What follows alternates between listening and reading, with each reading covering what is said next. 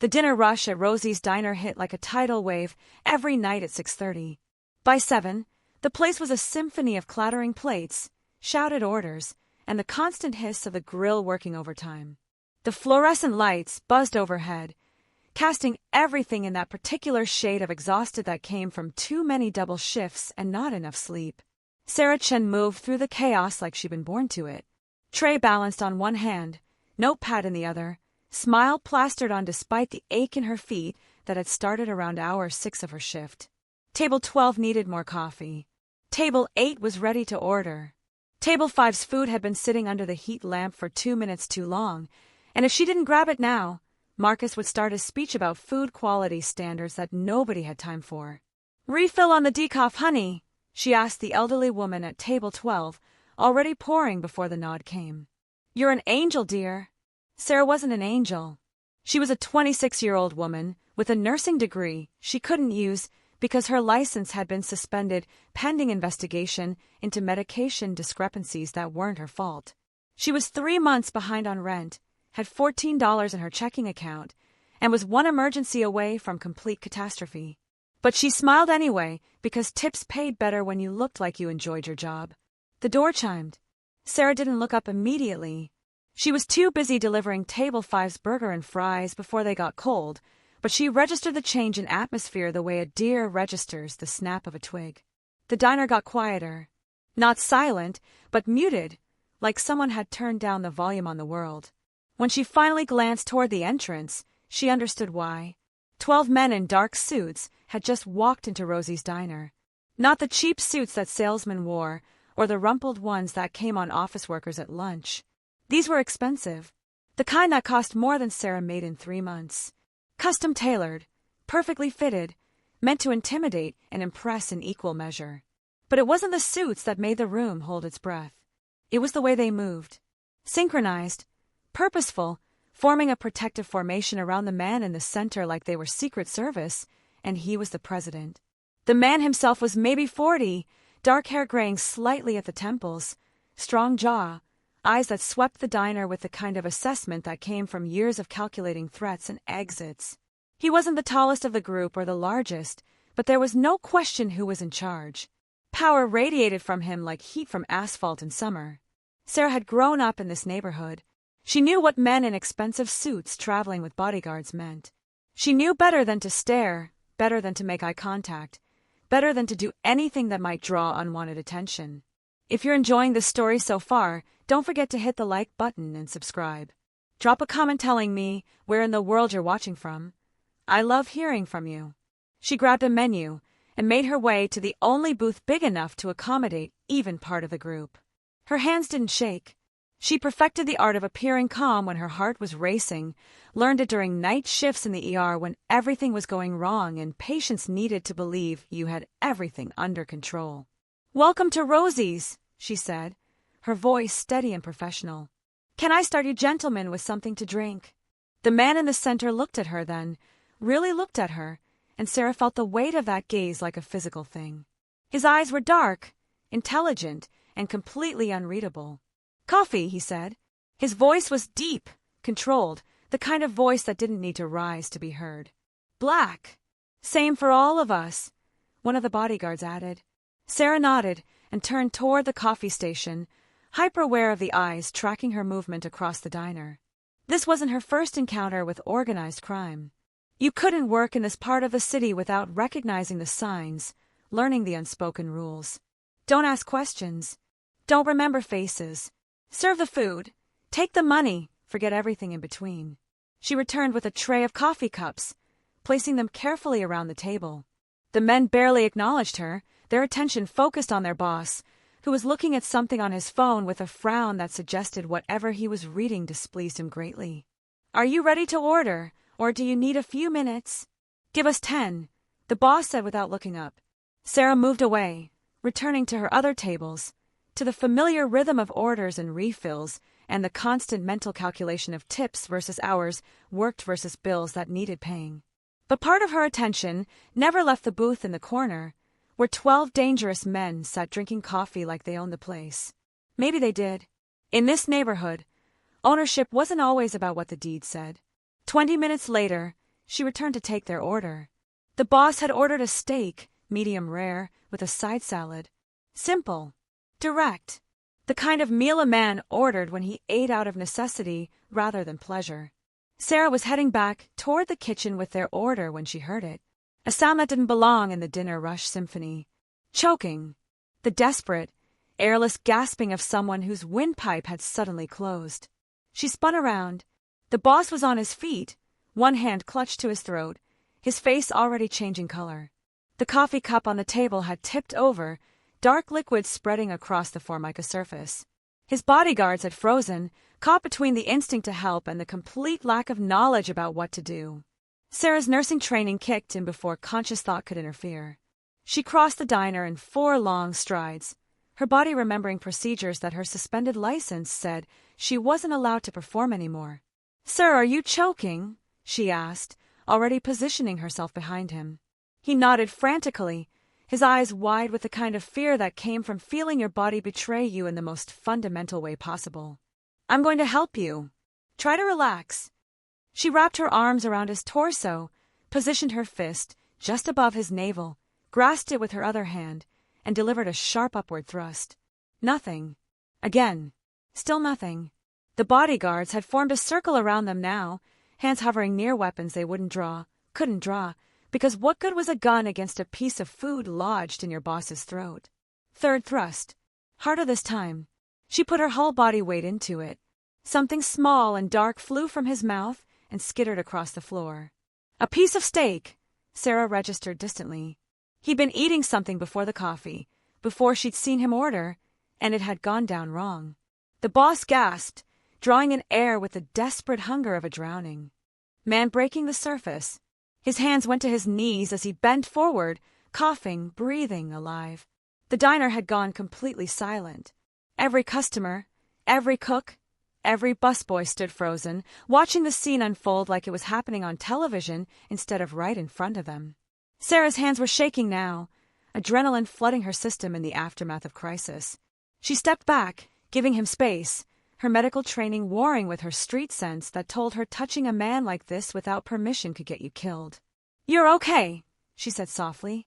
"Just breathe. Slow and steady." He straightened slowly, one hand still at his throat, and looked at her with an expression she couldn't quite read. Shock, maybe. Gratitude. Something else underneath that felt heavier, more significant. "Boss, you all right?" One of the bodyguards stepped forward, hand on his shoulder. The man nodded, still looking at Sarah. "I'm fine, Tony. Thanks to..." He paused. "I don't know your name." "Sarah. Sarah Chen. Sarah Chen just saved my life." He said it loud enough for everyone in the diner to hear. A statement of fact, delivered with the weight of someone whose words carried consequences. "I'm just glad you're okay," Sarah said, trying to step back further, to return to the safety of being invisible, unnoticed, forgettable. But he caught her wrist. Gentle, not threatening, but firm enough that she couldn't pull away without making it obvious. "Wait!" His voice had recovered its strength. "You know the Heimlich maneuver." It wasn't a question, but Sarah nodded anyway. "I used to be a nurse." "Used to be." Sarah felt heat creeping up her neck. This wasn't a conversation she wanted to have, especially not here, not now, not with 12 pairs of eyes watching her like she was a specimen under glass. "It's complicated." He studied her face for a long moment, and Sarah had the unsettling sensation of being thoroughly evaluated, weighed, measured against criteria she couldn't guess. "Tony, get her information. Address, phone number, everything." He released her wrist, but his eyes never left her face. "I owe you a debt, Sarah Chen, and I always pay my debts." "That's not necessary, really. Anyone would have." "No." The single word cut through her protest like a blade. "Not anyone. Most people would have frozen, would have waited for someone else to act, would have let me die rather than risk getting involved." His expression softened slightly. "But you didn't." Sarah's mouth felt dry. She recognized the look in his eyes now. It was the same look she'd seen on patients' families when you pulled someone back from the edge. Relief mixed with something more complicated. A sense of obligation that could turn into obsession if you weren't careful. "I should get back to work," she said quietly. "Of course." He gestured to his men, who parted to let her through. But Sarah, we'll be seeing each other again very soon. It sounded like a promise, and a threat all wrapped up in the same sentence. Sarah returned to the kitchen, on legs that felt disconnected from her body. Marcus, the line cook, stared at her with wide eyes. "Do you know who that is?" he hissed. "Should I? That's Dominic Valentino. He runs half the city, maybe more than half. Jesus, Sarah, you just saved the life of the most dangerous man in Chicago." Sarah's hands started shaking again. She gripped the edge of the prep counter to steady herself. "I couldn't just let him choke. I know. But now," Marcus shook his head, "now you're on his radar. That's not a safe place to be." "I didn't ask to be on anyone's radar. I was just doing my job." "Your job is slinging hash and pouring coffee, not playing hero to mafia bosses."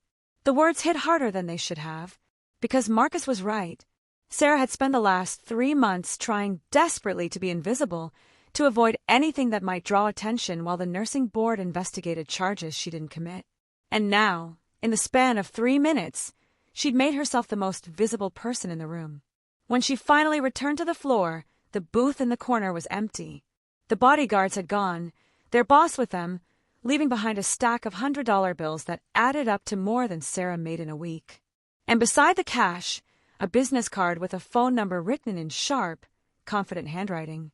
Sarah picked it up with trembling fingers. On the front, embossed in simple black lettering, Dominic Valentino. On the back, the handwritten number in 3 words. "Call me. Soon."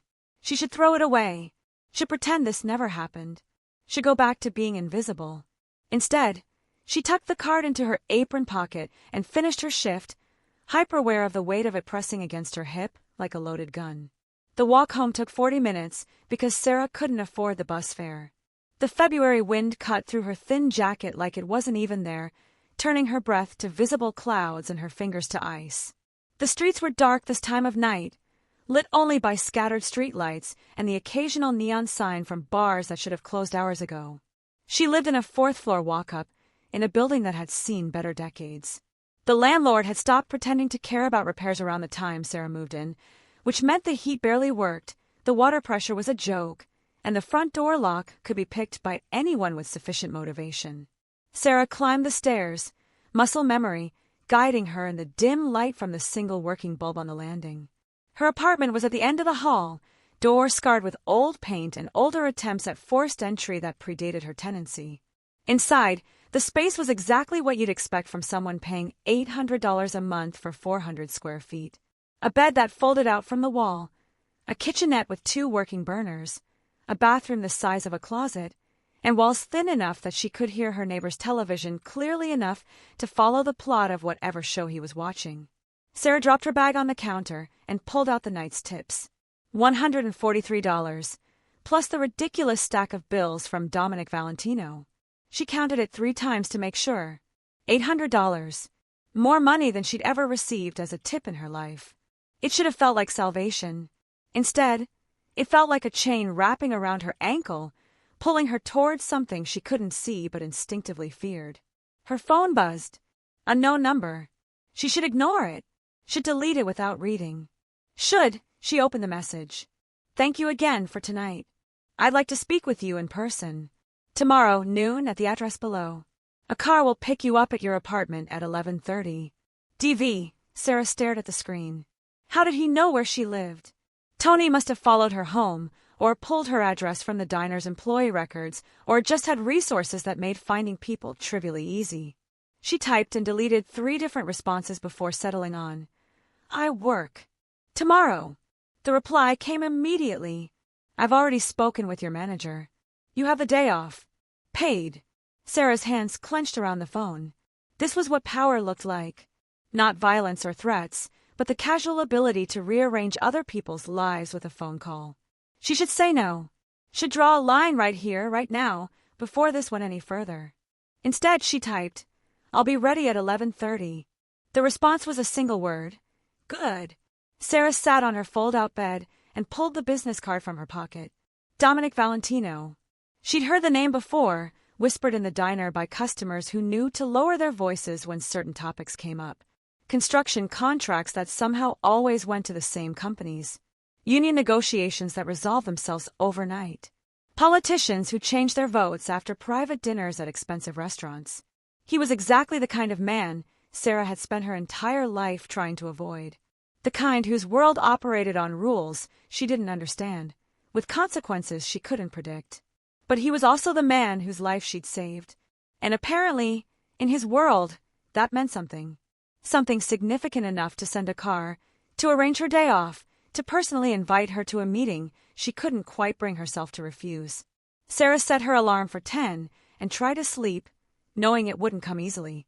Outside her window, the city hummed its familiar night song. Sirens in the distance, raised voices from the street, the endless traffic that never quite stopped even at 3 in the morning. Tomorrow, she'd step into a different world. A world of expensive cars and private meetings and men who commanded armies of bodyguards. A world where one act of kindness might change everything or destroy it completely. She thought about her suspended nursing license, about the charges pending against her for medication discrepancies she hadn't caused.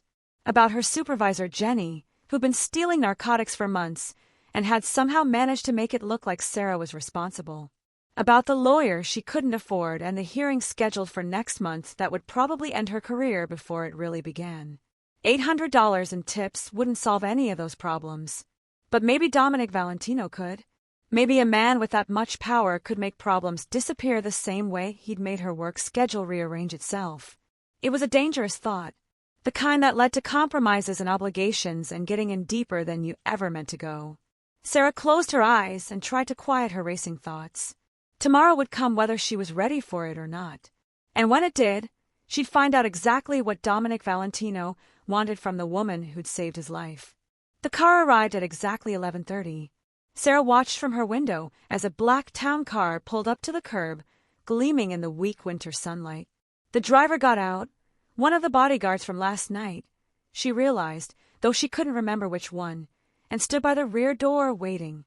Sarah had agonized over what to wear. Her wardrobe consisted mainly of her work uniform and a handful of casual clothes bought from thrift stores when she could afford them. Finally, she'd settled on her only pair of jeans without holes and a sweater that was clean if not particularly new. Her coat was the same thin jacket she wore to work, inadequate for February but all she had. The driver opened the door as she approached, his expression neutral and professional. "Miss Chen." "Hi." She slid into the back seat, trying not to gape at the leather interior that was nicer than any furniture she'd ever owned. The partition between front and back was closed, giving her privacy she hadn't expected. The car pulled smoothly into traffic, heading toward the part of the city where buildings got taller and the streets got cleaner, and people like Sarah only went if they were cleaning houses or serving food. 20 minutes later, they pulled up to a restaurant that didn't have its name on the door. The kind of place where if you had to ask, you couldn't afford to eat there. The driver opened her door and gestured toward the entrance. "Mr. Valentino is waiting inside." Sarah's heart hammered as she walked through the door held open by yet another man in a suit. The interior was all dark wood and soft lighting, tables set with white linens and crystal glasses.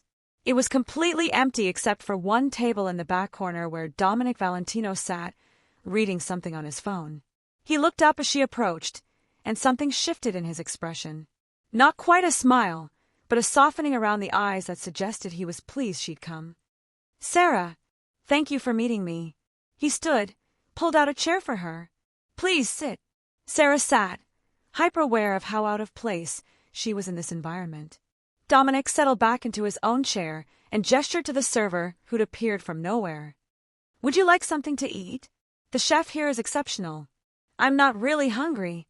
A lie. She was always hungry these days. But accepting food felt like accepting something bigger, making this meeting into something she wasn't ready to name. "Coffee, then?" "Tea." "Coffee would be good." Dominic ordered for both of them in Italian, the language flowing naturally, making Sarah wonder about his background, his family, the path that led from wherever he'd started to running half of Chicago's criminal operations. When the server left, silence settled between them. Dominic studied her with that same thorough assessment from last night, and Sarah forced herself not to fidget under the weight of his attention. "You're probably wondering why I asked you here," he said finally. "The thought crossed my mind. I told you last night that I pay my debts. You saved my life. That's not a small thing. I was just doing what anyone with medical training would do. But you don't have medical training anymore, do you? Dominic's tone was gentle, but the words hit like a slap. Your nursing license was suspended 3 months ago, pending investigation into narcotic theft from the hospital where you worked. Sarah felt ice forming in her chest. How do you? I make it my business to know about people who interest me. And you, Sarah Chen, interest me very much. He leaned forward slightly. You didn't steal those medications. It wasn't a question, but Sarah answered anyway. No, I didn't. Your supervisor, Jennifer Morrison, has been stealing from the pharmacy for 8 months. She's been careful about it, but not careful enough. She needed a scapegoat when the discrepancies got too large to hide, and you were convenient. Sarah's hands clenched in her lap. I've been trying to prove that for months. But she covered her tracks too well. It's my word against hers. And she's been there for 15 years, while I was barely out of nursing school. She made one mistake, Dominic said. She got greedy. Started selling the pills to a dealer who works for one of my competitors. We've had surveillance on their operation for 6 weeks. The coffee arrived. Sarah wrapped her hands around the warm cup, trying to process what he was telling her. Why are you telling me this? Because I'm going to fix it. Fix it how? Dominic took a sip of his coffee. I'm going to provide your lawyer with evidence that proves Jennifer Morrison was responsible for the thefts. Video surveillance, financial records, testimony from the dealer she was selling to. Everything the nursing board needs to clear your name and restore your license. Sarah felt her throat close up. It was exactly what she'd been praying for, the miracle she'd stopped believing was possible. And it was being handed to her by a man whose business involved things she probably didn't want to know about. What do you want in exchange? Smart question. Dominic smiled slightly. I want you to work for me. I'm not a criminal. I'm not asking you to be. I'm asking you to be a nurse. My organization has people who get hurt. People who can't go to hospitals because hospitals ask questions and report gunshot wounds to police. Right now, we use doctors who are willing to work off the books, but they're expensive and not always available when we need them. Sarah stared at him. You want me to patch up mobsters. I want you to save lives. Isn't that what you became a nurse to do? I became a nurse to help people in hospitals, not to enable criminal activity. And how's that working out for you? Dominic's voice was still gentle, but there was steel underneath. You're working as a waitress, making poverty wages, living in an apartment that should be condemned, with no prospects and no future. Meanwhile, Jennifer Morrison goes home every night to her nice house in the suburbs, bought with money from the drugs she stole while you took the fall. Every word was true, and every word hurt. If I do this, Sarah said slowly, if I work for you, what happens to my life? Do I just disappear into your world? No.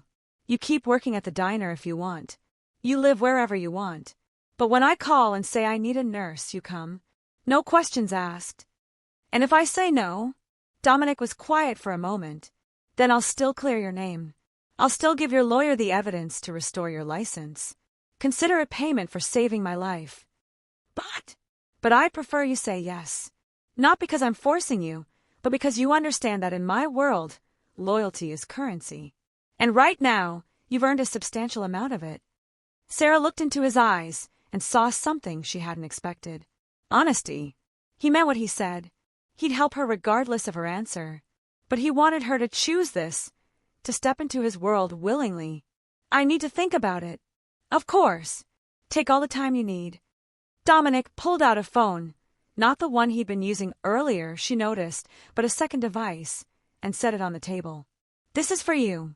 My number is programmed in. When you've made your decision, call me. Sarah looked at the phone but didn't pick it up. And if I decide not to work for you, then you keep the phone anyway. Because Sarah, he leaned forward again, and this time his expression was intense, almost urgent. There are going to be consequences to what happened last night. You saved the life of Dominic Valentino in front of witnesses.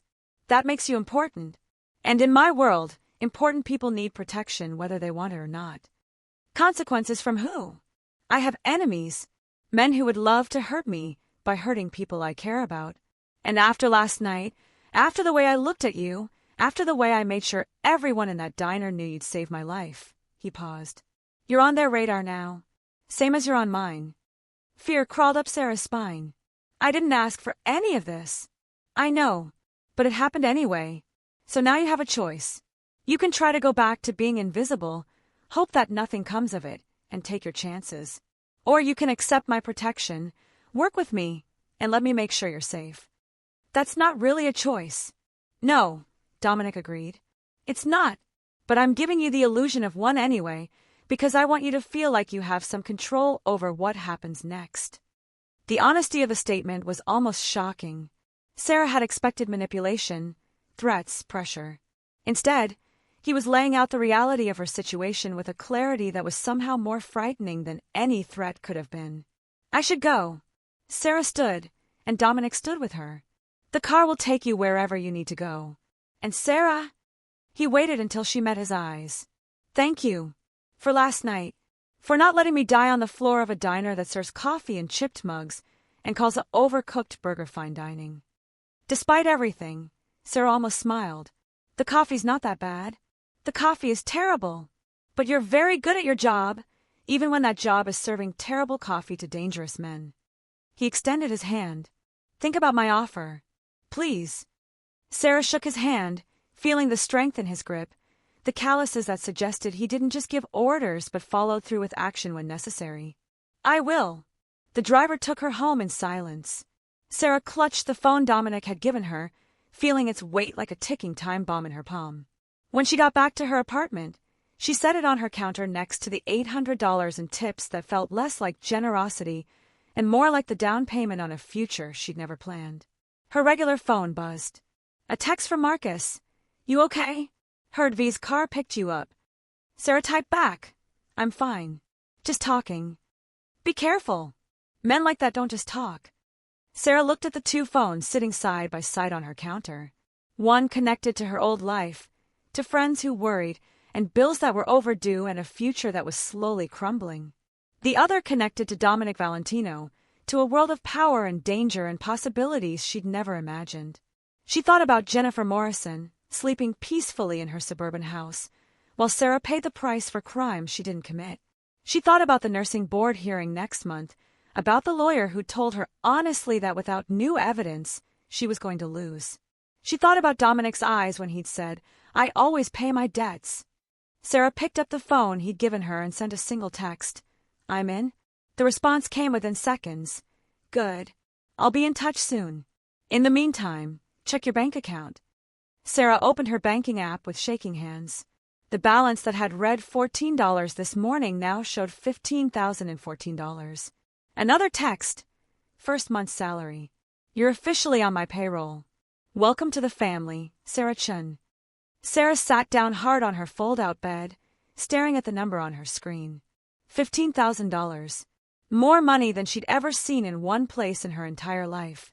More money than would solve her immediate problems and buy her time to figure out the rest. But it wasn't free money.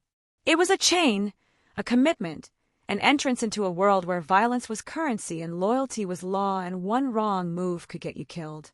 Her phone, her old phone, buzzed again. This time it was her landlord. Rent was due 3 days ago. Pay by tomorrow, or I start eviction proceedings.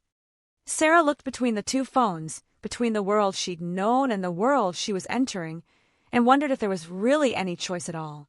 Sometimes salvation and damnation arrived wearing the same face, speaking the same words, offering the same hand. She'd already taken it. Now all that remained was seeing where it led. Outside her window, Chicago hummed with its usual chaos. But somewhere in the city, Dominic Valentino had just gained a new asset, a new piece on the chessboard of his empire. And Sarah Chen, former nurse and current waitress, had just become something she'd never intended to be. Someone who mattered. Someone who was visible.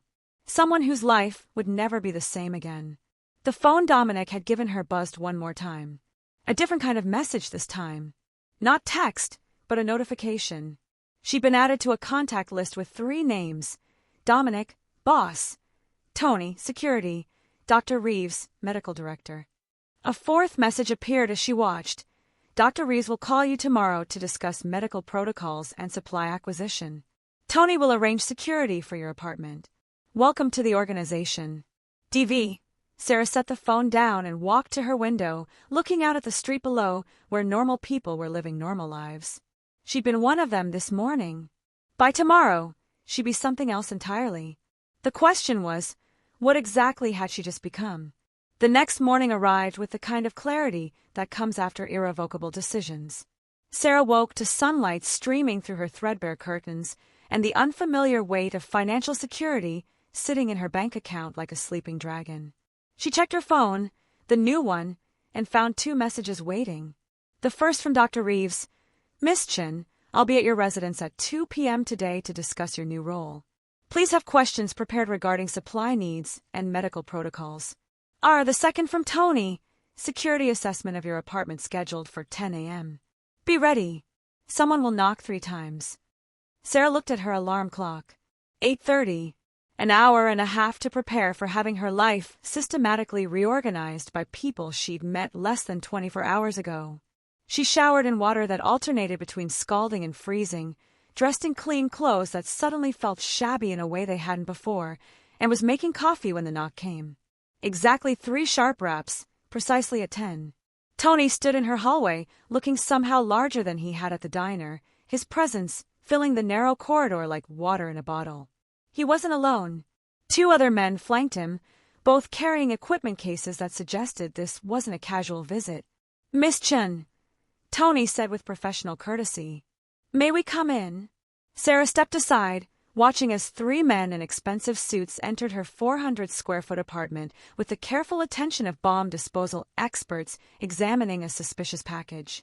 Tony's eyes swept the space in seconds, cataloging exits, sight lines, vulnerabilities. His expression didn't change, but Sarah saw the slight tightening around his mouth that suggested he'd already identified about 12 ways someone could kill her here. How long have you lived in this building? He asked. 6 months. Locks. Sarah gestured to the door. Just the deadbolt. It sticks sometimes. One of Tony's men was already examining it, producing tools from his case with practiced efficiency. The sound of the lock being dismantled filled the small space. Fire escape access. Window in the bedroom. It's painted shut. Not anymore, it isn't, Tony said, nodding to his second companion, who moved toward the bedroom with purpose. Sarah watched them work, feeling like a specimen being studied. Is all this really necessary? Tony turned to face her fully, and for the first time she saw something other than professional neutrality in his expression. Concern, maybe, or the memory of something that hadn't ended well.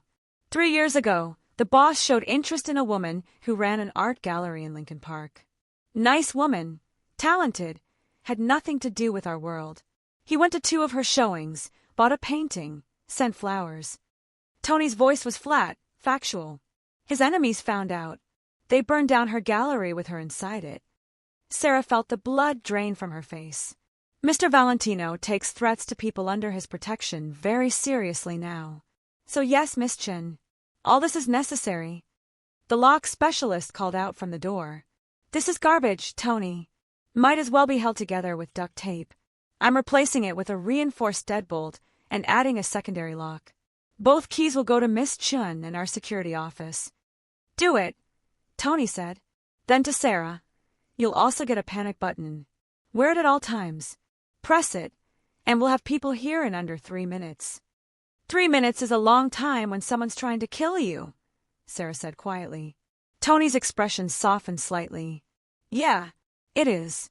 That's why you're also getting personal protection training. Self-defense, situational awareness, emergency protocols. Marco will handle that. He's former Special Forces, taught all our high-value personnel. I'm high-value personnel now. You saved the boss's life. That makes you family. And we protect family. The word hit Sarah harder than she expected. Family. She hadn't had family since her parents died in a car accident when she was 19. Had spent the last 7 years navigating the world alone, learning to need no one, to expect nothing, to survive on her own terms. Now she was being pulled into someone else's family, with all the protection and obligation that implied. The bedroom specialist returned. Fire escape is operational. Also found 2 spots where someone could gain roof access and come in through the ceiling. I'm recommending we relocate Miss Chen to a more secure location. Tony looked at Sarah. Boss figured you'd want to stay here. Familiar territory. But the building has serious security issues. I can't afford anywhere else. You're on the boss's payroll now. He'll cover relocation costs if you want to move. Better building, actual security, working heat. Tony gestured around her apartment. This place is a death trap, Miss Chen. Professionally speaking. Sarah thought about the $15,000 in her account, about the monthly salary that would keep coming, about the fact that she could actually afford to live somewhere that didn't require 3 layers of clothing to stay warm in winter. Where would you recommend? There's a building on Ashland that the boss owns. Doorman, security cameras, reinforced doors on every unit. We've got several people there already. You'd have neighbors who know the drill, who'd watch out for you. Tony pulled out his phone and showed her photos. 2-bedroom, updated kitchen, rents $1,500 a month, but the boss will cover first and last. The apartment in the photos looked like something from a different universe. Clean walls, actual appliances, windows that weren't cracked. A bathroom bigger than her current kitchen. I'll think about it, Sarah said, though they both knew she'd already decided. Tony nodded. In the meantime, new locks go in today. Motion sensors on the windows. Camera covering your door. And this. He handed her a small device that looked like a car key fob. Panic button. Press and hold for 2 seconds. Don't test it unless you want 6 armed men kicking in your door. Sarah took the device, feeling its weight. It was heavier than it looked. Thank you. Don't thank me. Thank the boss. He's the one who cares whether you live or die. Tony's phone buzzed. He glanced at it. Dr. Reeves is running early. He'll be here in 20 minutes instead of 2 hours. I should clean up. He's a doctor, Miss Chen. He's seen worse than a small apartment. Tony gestured to his men. We'll finish the security installation and be out of your way. Dr. Reeves will bring his own security, so don't be alarmed when more people show up. 30 minutes later, Sarah's apartment had new locks, window sensors, and a camera system that fed to Tony's phone and presumably a dozen other devices. The 3 men left with the efficiency they'd arrived with, leaving Sarah alone with her coffee and the growing realization that her life had fundamentally changed. The knock that came at 10:40 was different. Softer, more civilized. Sarah checked the new camera feed on the tablet Tony had installed and saw an older gentleman in an expensive coat, flanked by 2 bodyguards who looked bored but alert. She opened the door to Dr. Reeves, who smiled with the kind of warmth that suggested he'd been doing this job long enough to recognize fear when he saw it. Miss Chen, may I come in? His bodyguards remained in the hallway, which Sarah appreciated. The apartment felt crowded enough with just 2 people. Dr. Reeves settled into her only chair with the ease of someone comfortable anywhere. He was maybe 65, silver-haired, with steady hands and sharp eyes that had probably seen more than most doctors in conventional practice. I understand you're feeling somewhat overwhelmed, he said without preamble. That's one way to put it. Let me give you some context that might help. I've been working with the Valentino organization for 15 years. In that time, I've treated everything from routine injuries to gunshot wounds to emergency surgery in unconventional locations. I'm well compensated, my family is protected, and I sleep remarkably well at night. How? Because the people I treat are human beings who deserve medical care, regardless of how they earn their living. That's the oath I took when I became a doctor. Nothing in that oath specified I could only help people with conventional employment. Sarah sat on her fold-out bed. It's not the same as nursing in a hospital. No, it's harder. You'll have limited resources, poor working conditions, patients who won't always tell you the truth about how they were injured. But you'll also save lives that would otherwise be lost. People who can't go to emergency rooms because they'd be arrested. People who need care but have nowhere else to turn. People who probably got hurt doing illegal things. Dr. Reeves didn't flinch. Yes, and people who got hurt because they were in the wrong place at the wrong time. People whose families depend on them. People who, despite their profession, still bleed and hurt and want to survive. He pulled a tablet from his bag and opened it to a document. This is our supply list. Everything we maintain for emergency medical care.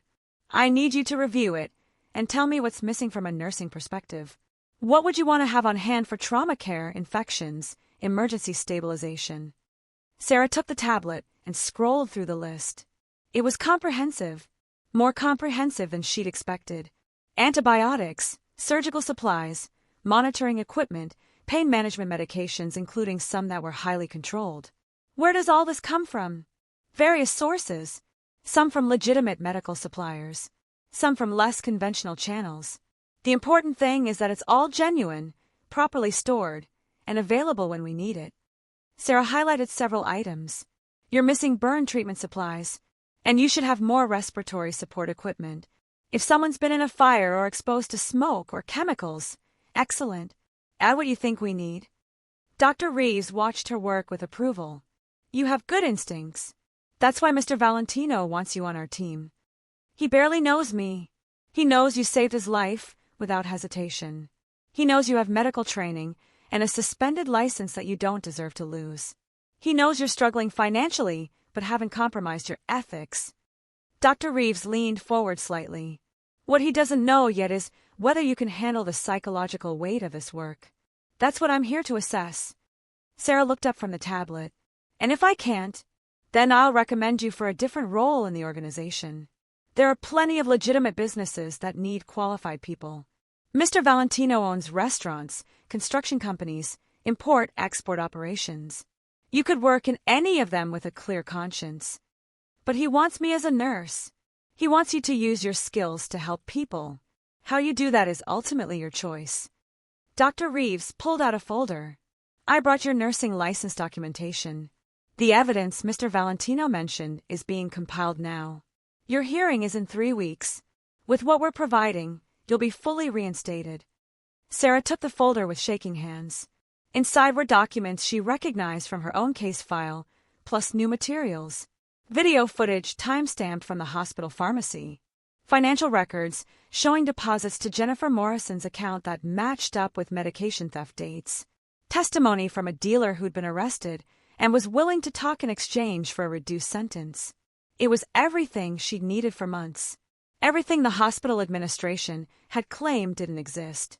Everything that would clear her name and restore her career. How did you get all this? Mr. Valentino has resources. When he wants something found, it gets found. Dr. Reeves stood. Your lawyer will receive copies of everything tomorrow. I'd recommend you schedule a meeting with her to discuss strategy for the hearing. Dr. Reeves, Sarah's voice caught. Why is he doing this? The evidence, the security, the job.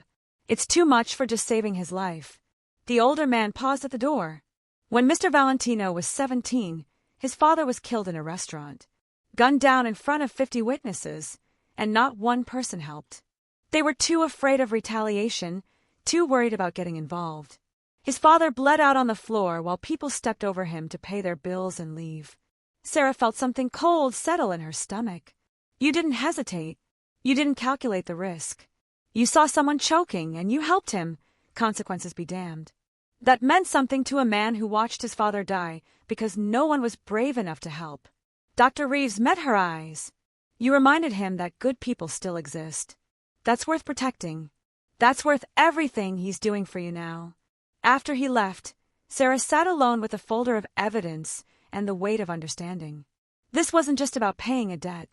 This was personal in ways she hadn't comprehended. Dominic Valentino had watched his father die surrounded by cowards, and Sarah had shown him what courage looked like. No wonder he'd looked at her that way in the diner. No wonder he'd moved heaven and earth to secure her safety. She was a symbol, a reminder of something he'd lost. And in his world, symbols were protected at all costs. Her new phone buzzed. A text from Dominic. Dr. Reeves reports you're doing well. Apartment security is complete. I'd like to see you tonight if you're available. Dinner at my home, 7 p.m. Car will collect you at 6:30. Sarah stared at the message. Not a request, exactly, but not quite a command either. The careful phrasing of someone who held absolute power but was trying to make her feel like she still had choices. She typed back, I'll be ready. The response was immediate. Good. Dress casually. It's just us. Just us. Sarah looked around her apartment at the new security equipment, at the folder full of evidence that would change her life, at the phone that connected her to a world of power and violence and obligation. Just as meant dinner with one of the most dangerous men in Chicago. In his home. Alone. Sarah should have been terrified. Part of her was. But another part, the part that had stepped forward when Dominic was choking, the part that had texted, "I'm in," without fully understanding the implications, that part was curious. Who was Dominic Valentino when the bodyguards weren't watching? What kind of man invited a waitress to dinner at his home after knowing her for less than 2 days? She had 7 hours to prepare. 7 hours to figure out what dress casually meant when you owned exactly 3 outfits that weren't covered in diner grease. 7 hours to decide what kind of person she wanted to be in this new world she'd entered. Sarah opened her banking app and looked at the $15,000 again. Then she did something she hadn't done in months. She went shopping. The stores in her neighborhood weren't fancy, but they were adequate. Sarah bought 2 pairs of jeans that actually fit, 3 sweaters that didn't have holes, a winter coat that would actually keep her warm, and a pair of boots that didn't leak when it rained. The total came to $473. She winced as she handed over her card, but the purchase went through without issue. Because she could afford it now. Because her account wouldn't bounce. Because everything had changed. At 6:15, Sarah stood in front of her bathroom mirror wearing new jeans and a dark green sweater that made her eyes look brighter than usual. She'd washed her hair, applied minimal makeup, and tried to look like someone who belonged at a mafia boss's dinner table. The result was ordinary. She looked like herself, just slightly more put together. Maybe that was the point. If you're hooked on this story, make sure to subscribe and turn on notifications so you never miss an upload. Your support means everything and helps me bring you more emotional stories like this one. The knock came at exactly 6:30. 3 sharp raps that she now recognized as Tony's signature. "Miss Chen," he greeted her when she opened the door. "Car's waiting." The vehicle was different tonight. Not the town car from earlier, but an SUV with tinted windows and reinforced panels that suggested it could withstand significant firepower. Tony held the door for her, then climbed into the front passenger seat. "Where does Mr. Valentino live?" Sarah asked. "Lakeshore Drive. Penthouse apartment. 32nd floor." Tony glanced back at her. "Building security is extensive. You'll need to be cleared through 2 checkpoints. Just follow my lead." The drive took 40 minutes through evening traffic. Sarah watched the city transform outside her window, neighborhoods shifting from working class to wealthy, buildings growing taller, streets getting cleaner. This was Chicago's Gold Coast, where the view came with a 7-figure price tag, and the neighbors were all millionaires or better. The building Tony pulled up to was all glass and steel, modern architecture that screamed money in every line. A doorman in an actual uniform opened the car door before Tony could. "Good evening, Mr. Ricci. Miss Chen is expected." Inside, the lobby was marble and crystal, with a security desk that looked more like mission control. Tony exchanged nods with the guards, who buzzed them through to a private elevator that required a key card to operate. "Boss has the entire 32nd floor," Tony explained as the elevator climbed. "It's the only residence with direct elevator access. Everyone else has to stop at the lobby level." The elevator doors opened directly into an apartment that made Sarah's breath catch. Floor-to-ceiling windows overlooked Lake Michigan, the water stretching dark and infinite toward the horizon. The interior was decorated with understated elegance. Leather furniture, dark wood, art that looked original and expensive. It felt like a home, not a showroom, with books on shelves and photographs on side tables, and the kind of lived-in comfort that money couldn't buy. Dominic stood near the windows, looking out at the city he partially controlled. He turned as they entered, and Sarah saw he'd taken his own advice about dressing casually. Dark jeans, a button-down shirt with the sleeves rolled up, no tie. He looked younger this way, less intimidating, almost human. "Sarah, thank you for coming." He crossed the room to greet her. "Tony, that'll be all. I'll call when she's ready to go home." Tony nodded and disappeared back into the elevator.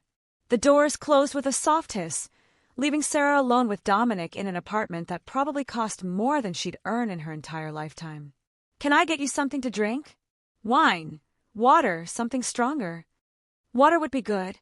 Dominic moved to an open kitchen that looked like it belonged in a magazine, pouring water from a pitcher into crystal glasses. I hope you're hungry. My housekeeper left dinner warming in the oven. Nothing fancy, lasagna, salad, bread. Comfort food. Sarah accepted the glass he offered. You cook? God, no. Mrs. Chen, no relation, I assume, has been making sure I don't starve for the past 10 years. She comes in 3 times a week, leaves enough food to feed a small army, and tells me I work too hard. Dominic smiled slightly. She's probably right. He led her to a dining room table set for 2.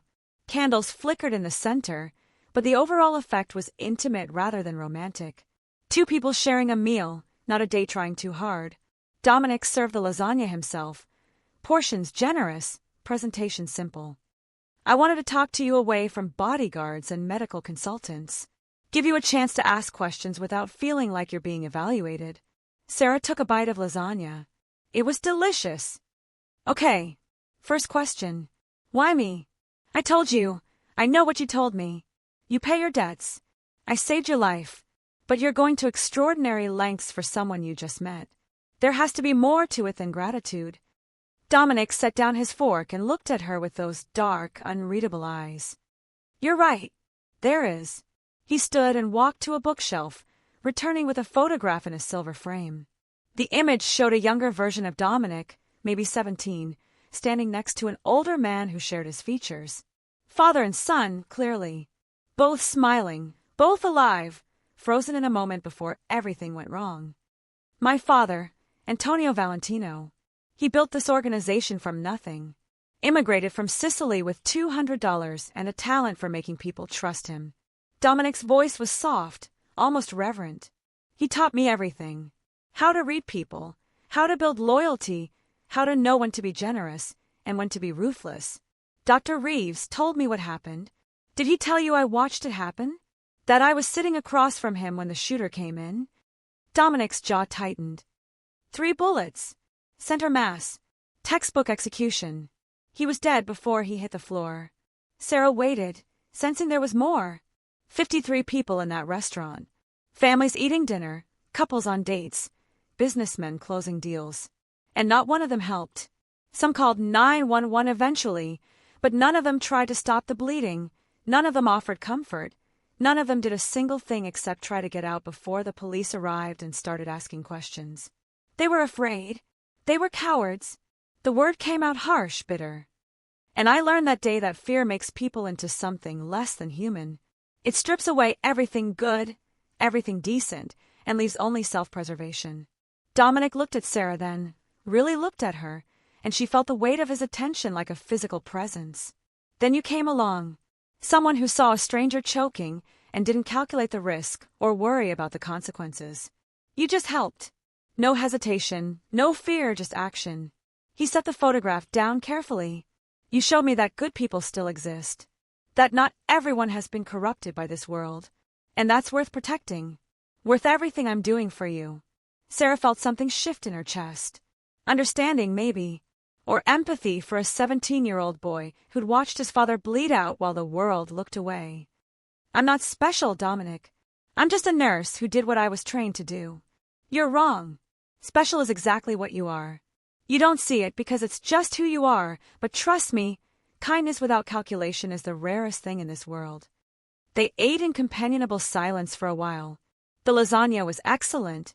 The wine Dominic had poured for himself was probably expensive, and the view from the windows was spectacular as city lights began to sparkle against the darkening sky. Can I ask you something? Sarah said finally. Anything. What exactly do you do? I know you're involved in organized crime, but what does that actually mean on a day-to-day basis? Dominic considered his answer carefully. I run businesses. Some of them are legitimate. Restaurants, construction companies, import-export operations. Some of them exist in gray areas, protection services, conflict resolution, facilitating transactions that can't go through conventional channels. You're being diplomatic. I'm being honest within the bounds of what you need to know.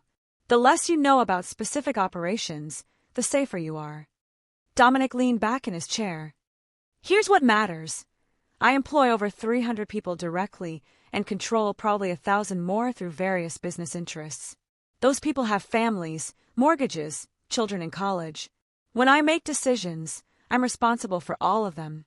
That's a lot of pressure. It's the job. Same as nursing, really. People's lives depend on you making the right choices under pressure. Sarah hadn't thought about it that way. Except when I make mistakes, people don't usually end up dead. Don't they? Medication errors, misdiagnoses, equipment failures. Medical professionals deal with life and death every day. Dominic's eyes were sharp, assessing. We're not so different, you and I. We both hold people's lives in our hands. The only difference is that society approves of your profession. It was an uncomfortable comparison, but Sarah couldn't entirely dismiss it. So when you ask me to be a nurse for your organization, what exactly would I be doing? Treating injuries? Managing chronic conditions for people who can't risk going to conventional doctors? Providing medical support during operations that might go wrong? Keeping people alive who would otherwise die because they can't access legitimate health care? Because they're criminals? Because they're human beings who made different choices than you did? Some of them are criminals, yes. Some of them are victims of circumstances beyond their control. Some are just trying to survive in a world that doesn't offer them many options. Dominic's voice was firm, but not angry. I'm not asking you to judge them, Sarah. I'm asking you to help them. Isn't that what you became a nurse to do? Sarah thought about the ER where she trained, about the drug dealers and gang members and homeless addicts who came through those doors bleeding and broken. She'd never asked how they got hurt. She just treated them. This feels different. It's not. The only difference is that you'd be working directly for me instead of for a hospital administration that would fire you the moment you became inconvenient. Dominic stood and walked to the window. I don't claim to be a good man, Sarah. I've done things that would horrify you. But I take care of my people. And if you're one of my people, you'll never have to worry about being thrown away the way that hospital threw you away. The bitterness in his voice surprised her. You sound like you're speaking from experience. Everyone in my world has been betrayed by the legitimate one at some point. That's usually how they end up. Here. He turned to face her. What happened to you, being blamed for someone else's crimes, losing your license, being left to fend for yourself, that's not unusual. That's how the system works. It protects the powerful and sacrifices the vulnerable. And you're different. I'm honest about what I am. I don't pretend to be virtuous while stabbing people in the back. When I make promises, I keep them. When I offer protection, I deliver it. When someone loyal to me needs help, they get it. No conditions, no betrayal, no abandonment. Sarah stood and joined him at the window. The city spread out below them like a blanket of stars, each light representing lives being lived, choices being made, futures being determined. What if I can't do this? What if I try and realize I'm not cut out for your world? Dominic turned to look at her. They were close enough that she could see the flecks of gold in his dark eyes, could smell his cologne mixing with something else. Gun oil. Maybe, or just the scent of power and danger. Then you walk away. I clear your name, restore your license, and you go back to legitimate nursing. No hard feelings, no obligations. You'd really let me go that easily. I'd be disappointed, but I'd understand. This life isn't for everyone. His hand came up, almost touching her face, then dropped back to his side. I'm hoping you'll stay, though. I have a feeling you're stronger than you think you are. Before Sarah could respond, Dominic's phone buzzed. He pulled it from his pocket, read the message, and his expression darkened. Problem? Sarah asked. Potential problem. Someone tried to access the building's security system about 20 minutes ago. They were blocked, but the attempt was sophisticated. He typed a quick response. Could be nothing. Could be someone trying to figure out my schedule. Because of me. Possibly. Word travels fast in my world. By now, everyone knows I brought you here for dinner. Some people will see that as a sign of weakness. Others will see it as a threat. Which is it? Dominic smiled, and it wasn't entirely pleasant. Both. Having someone I care about makes me vulnerable. But it also means I have something worth protecting with extreme prejudice. My enemies need to decide if trying to use you against me is worth the consequences. Sarah felt cold despite the warm apartment. What consequences? The kind that end with funerals and territory-changing hands. Dominic's voice was matter-of-fact, like he was discussing the weather. I've been too reactive lately. too willing to negotiate instead of acting decisively. Some people have mistaken that for weakness. This situation with you, it's going to clarify things. I'm bait. No. You're the line in the sand. Touch you, and there's no negotiation, no discussion, no mercy. Just consequences. He looked at her seriously. I want you to understand what that means, Sarah. By associating with me, you've become a target, but you've also become untouchable in ways that most people in this city aren't. The choice you need to make is whether that trade-off is worth it. Sarah thought about Jennifer Morrison, sleeping peacefully while Sarah took the fall. Thought about her landlord threatening eviction, about the nursing board hearing that would have destroyed her future. Thought about scrambling for tips and living in an apartment where the heat barely worked and the locks were held together with hope. I've already made my choice. Have you? Because once this goes further, there's no going back. Right now, you're still peripheral. Someone I showed interest in, someone under my protection. But if you stay, if you become part of my inner circle, you'll be in this for life. Is that a threat? It's a promise. The same promise I make to everyone who works for me. Loyalty for loyalty. Protection for protection. You're mine and I'm yours. That's how family works in my world. Sarah met his eyes. And what exactly do you mean by yours? Dominic stepped closer, close enough that she had to tilt her head back to maintain eye contact. I mean that I protect what belongs to me. I mean that anyone who threatens you threatens me. I mean that your problems become my problems, and my resources become your resources. That's not what I asked. I know what you asked, and the answer is complicated. His hand came up again, and this time it did touch her face, fingers tracing her jawline with surprising gentleness. I'm attracted to you, Sarah. Have been since the moment you wrapped your arms around me and refused to let me die. But I'm also practical enough to know that acting on that attraction right now would be a mistake. Why? Because you're vulnerable. New to this world, financially dependent on me, still figuring out who you are in this new life. Taking advantage of that would make me no better than the people who hurt you before. His thumb brushed across her cheek. So I'm going to wait. Until you're stronger, more established, until you know for certain that you want this life. Then we'll see what happens. Sarah's heart was hammering. She should step back, create distance, maintain professionalism. Instead, she found herself leaning into his touch. What if I don't want to wait? Then you're not thinking clearly. And I need you thinking clearly, because the decisions you make in the next few weeks will determine the rest of your life. Dominic's hand dropped away. I'm attracted to you, yes. But more than that, I respect you. And respect means giving you time and space to make real choices, not ones influenced by gratitude or fear or financial desperation. He was right, and Sarah hated that he was right. Everything was happening too fast. The job, the money, the protection, this attraction that felt more intense than it should after knowing him for less than 48 hours. So what happens now? Now you go home. You meet with your lawyer tomorrow. You prepare for your nursing board hearing. You let Dr. Reeves train you on our medical protocols. You learn self-defense from Marco. You settle into your new apartment if you decide to take it. Dominic walked back to the table and picked up his wine glass. And you figure out who Sarah Chen is when she's not struggling to survive. And you. I deal with whoever tried to hack my security system. I make it very clear what happens to people who threaten what's mine. I run my organization and make sure everyone understands the new rules. What new rules? Dominic's smile was cold and dangerous. That Sarah Chen is untouchable. That attempting to use her against me is suicide. That anyone who hurts her won't live long enough to regret it. Sarah should have been frightened by the casual way he discussed violence. Instead, she felt something else. Protected. Valued. Important. It was a dangerous feeling. The kind that led to dependence and compromise and losing yourself in someone else's world.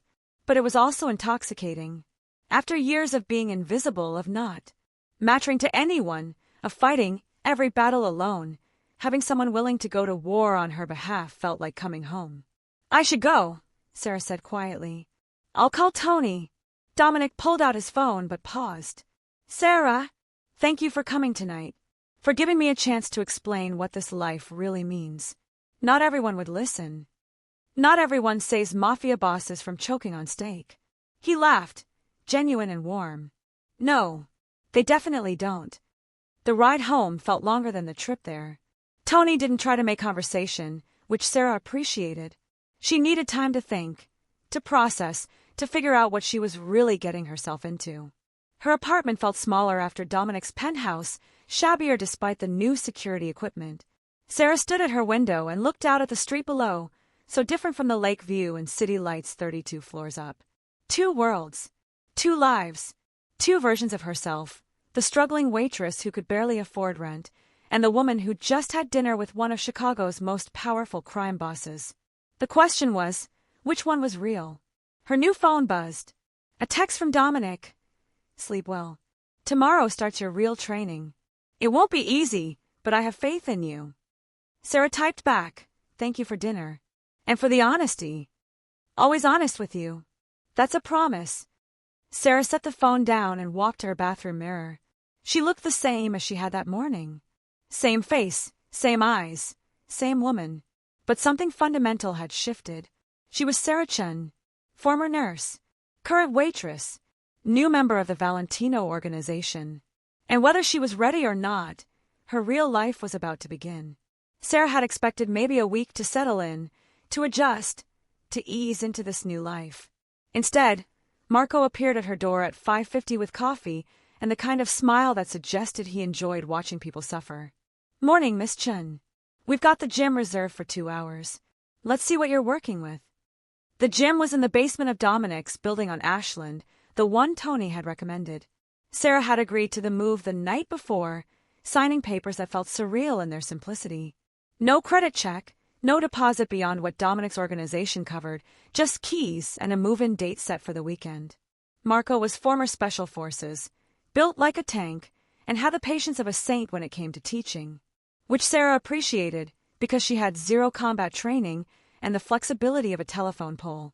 Self-defense isn't about winning fights, Marco explained as he showed her how to break a wrist grip. It's about creating opportunities to escape. Someone grabs you, you hurt them enough to run. That's it. No heroics. 2 hours later, Sarah was sweating, bruised, and had successfully executed exactly 3 moves that Marco deemed adequate for not dying immediately. You'll get better, he promised. We'll do this 3 times a week until it's muscle memory. Dr. Reeves's training was different. Clinical, precise, focused on scenarios that made Sarah's stomach turn. Gunshot wound to the abdomen, patient conscious but in shock. You're in a warehouse with limited supplies. Walk me through your assessment and treatment. They spend hours in a medical facility that existed off the books, fully equipped, meticulously maintained, staffed by people who asked no questions and remembered no faces. Sarah learned to work with what she had, to improvise when supplies ran short, to make life-or-death decisions without the safety net of hospital protocols. It was terrifying. It was exhilarating. It was everything nursing school hadn't prepared her for. Her nursing board hearing happened on a Tuesday. Sarah sat across from 5 board members while her lawyer presented evidence that demolished Jennifer Morrison's credibility. Video footage, financial records, testimony that couldn't be dismissed or explained away. The deliberation took 20 minutes. The verdict was unanimous. License reinstated, record cleared, apology issued. Sarah walked out of that building legally authorized to practice nursing again, and the first person she called was Dominic. Congratulations. His voice was warm through the phone. I knew you'd get it back. Because you handed me the evidence on a silver platter. Because you deserved it. The evidence just made the truth impossible to ignore. A pause. Dinner tonight? To celebrate? I'd like that. But dinner didn't happen. Because at 4 p.m., Sarah got her first real call. Tony's voice was tight with controlled urgency. We need you at the warehouse on Halstead. Multiple casualties. Can't risk a hospital. Dr. Reeves is already there, but he needs help. Sarah's training kicked in before fear could. I'm on my way. The warehouse was chaos. 3 men bleeding, 1 unconscious, the air thick with cordite and fear. Dr. Reeves worked on the worst case, gunshot to the chest, tension pneumothorax building, patient minutes from death. Sarah, I need you on the abdominal wound. Stabilize him while I deal with this. She moved without thinking. Assessment, pressure, for access, fluids. The man groaned but stayed conscious, his eyes tracking her movements with desperate hope. "You're going to be fine," Sarah told him, her voice steady despite her racing heart. "Just stay with me." 4 hours later, all 3 patients were stable. Transported to the off-books facility, monitored, treated. Alive because Sarah and Dr. Reeves had been there when hospitals weren't an option. Dominic showed up as she was washing blood from her hands. He didn't say anything, just watched her work the soap between her fingers, scrubbing away evidence of the night's violence. "You did good," he said finally. "I saved 3 men who were probably shot doing something illegal. You saved 3 fathers, 2 husbands, 1 son who has a mother who would have buried him tomorrow if you hadn't been there." Dominic stepped closer. "That's all that matters, Sarah. The lives, not the circumstances." Sarah looked at her reflection in the metal mirror above the sink. She looked tired, worn, splattered with other people's blood. She also looked alive in a way she hadn't felt in months. "I think I'm okay with this," she said quietly. "The work, the danger, all of it. I think I can do this." "I know you can. That's why I chose you." The weeks that followed established a rhythm. Sarah worked at the diner 3 days a week because Dominic insisted she maintain connections to her old life. She trained with Marco, studied with Dr. Reeves, and responded to medical emergencies that ranged from routine injuries to life-threatening trauma. She moved into the Ashland apartment and discovered what it felt like to have heat that worked, water pressure that didn't fluctuate, neighbors who nodded in hallways and asked no questions about the hours she kept. And she saw Dominic. Not every day, but often enough. Dinners at his penthouse where they talked about everything except business. Quiet moments. In his office where she'd patch up minor injuries he refused to let anyone else treat. Stolen conversations at 3 a.m. when they were both too wired to sleep. The attraction between them built like pressure in a closed system. Every touch lasted longer. Every glance carried more weight. Every moment alone felt charged with possibility. But Dominic kept his promise.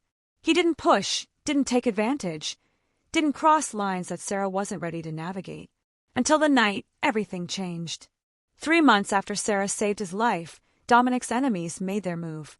Not against him directly, they'd learned that lesson. Against her. Sarah was leaving the diner after a closing shift when the van pulled up. 3 men. Masks, guns. Professional. Fast. Prepared. She pressed the panic button. Fought like Marco taught her. Created enough chaos that one attacker stumbled back with a broken nose. But there were 3 of them and 1 of her, and training only went so far against superior numbers. The last thing Sarah saw before the chloroform took effect was Tony's car screeching around the corner, too late by seconds that felt like miles. Sarah woke in darkness. Hands zip-tied behind her back, cloth bag over her head, the smell of mold and old concrete suggesting a basement or warehouse. Her head pounded from the chloroform, her wrists ached from the restraints, but she was alive, which meant they wanted something. Footsteps approached. The bag was yanked off her head, fluorescent light stabbing her eyes. When her vision cleared, she saw a man she didn't recognize, middle-aged, expensive suit, the kind of dead eyes that came from years of violence.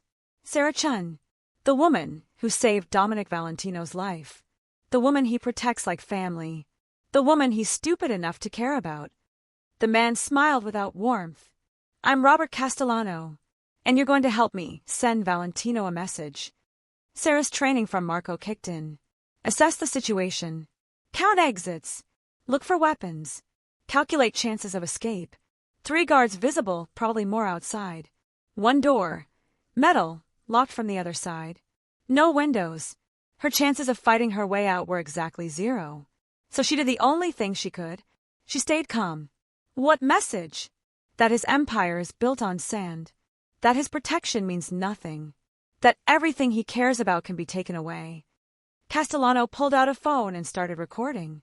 "You're going to tell him that if he wants you back alive, he'll give me the Southport territory. All of it. Docks, warehouses, distribution networks. Everything. He won't negotiate with you. He will free you. We've been watching. 3 months of dinners, private meetings, personal security. You matter to him. That makes you valuable."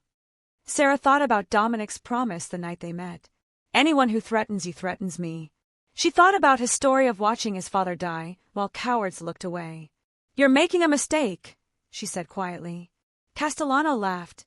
"Am I? Because from where I'm standing, I'm holding all the cards. You're holding a death sentence. Dominic doesn't negotiate. He eliminates threats. Big words from someone zip-tied in my basement."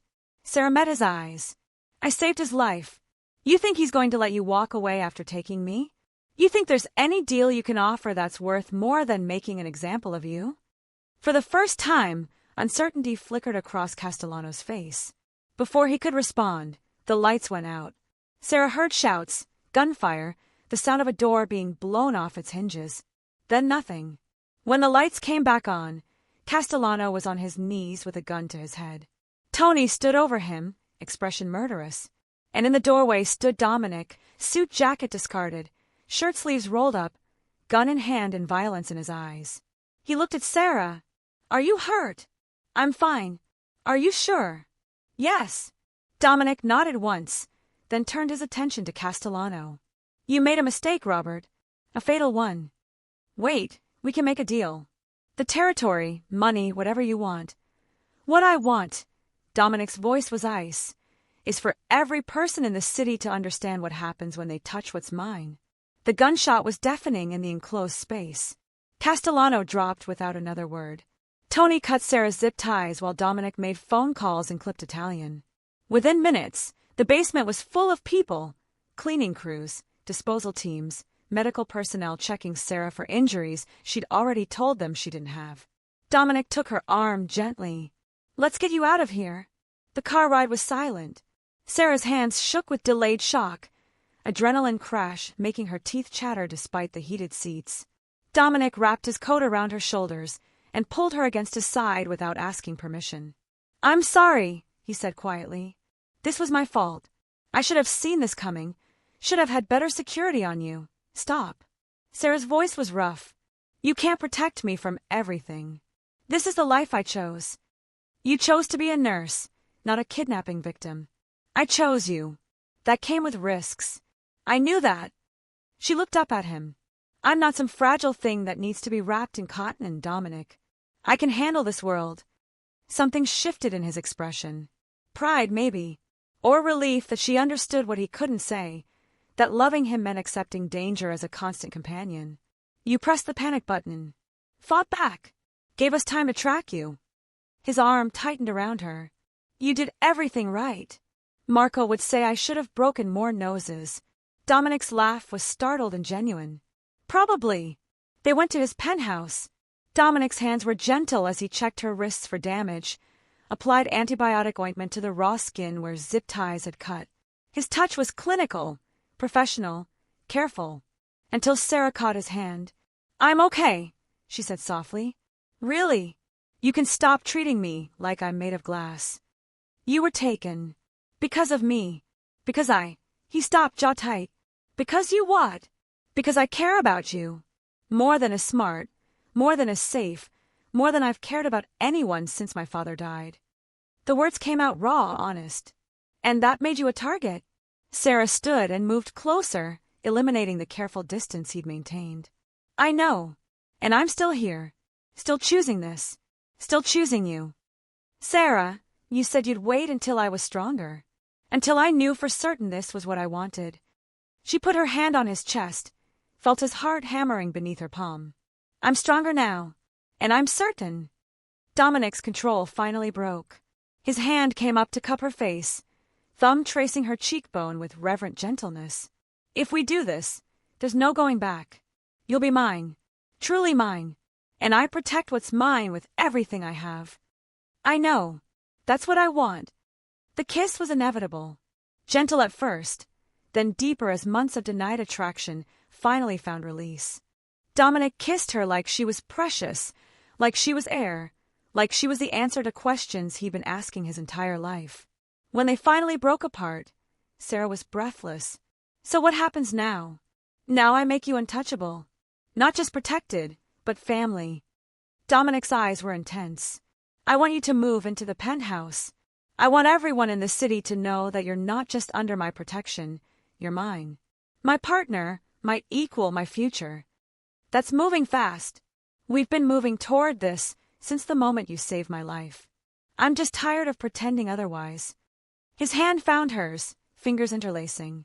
I love you, Sarah Chen, and I'm done waiting for the right time to say it. Sarah felt tears prick her eyes. 3 months ago, she'd been invisible, struggling, alone. Now she stood in a penthouse with a man who declared war on his enemies for touching her, who looked at her like she hung the moon, who offered her not just protection but partnership. I love you too, she whispered, even though you're dangerous and complicated and probably going to drive me crazy. Probably, Dominic agreed, but I'll spend every day earning the trust you've given me. Every day, making sure you never regret choosing this life. I won't regret it. I know what I'm getting into now. The danger, the violence, the world that doesn't follow normal rules. Sarah smiled, but I also know what I'm getting. You. A purpose. A family. A life that matters. 6 months later, Sarah stood in Dominic's penthouse, their penthouse now, looking out at the city she'd once navigated alone. The nursing board had fully cleared her name. Dr. Reeves had declared her fully trained for emergency medical response. Marco had grudgingly admitted she could probably not die immediately in a fight. And Dominic had asked her to marry him with a ring that cost more than her old apartment building, and a promise that was worth more than any diamond. She was Sarah Chen Valentino now. Nurse, partner, protector of people who existed in the margins. She saved lives that hospitals wouldn't touch, loved a man the world called dangerous, and built a family from loyalty instead of blood. Sometimes the best things in life came from the moments you didn't plan. From choking men in diners and split-second decisions to help strangers. From saying yes to opportunities that looked like disasters and discovering they were doorways to everything you never knew you needed. Sarah had saved Dominic's life with the Heimlich maneuver. But in doing so, she'd saved her own life too. Given herself a future she'd stopped believing was possible. And that was worth everything. Thank you so much for watching until the end. If you love this story, check out the other videos on your screen now. I think you'll really enjoy them. And don't forget to subscribe if you haven't already. See you in the next story.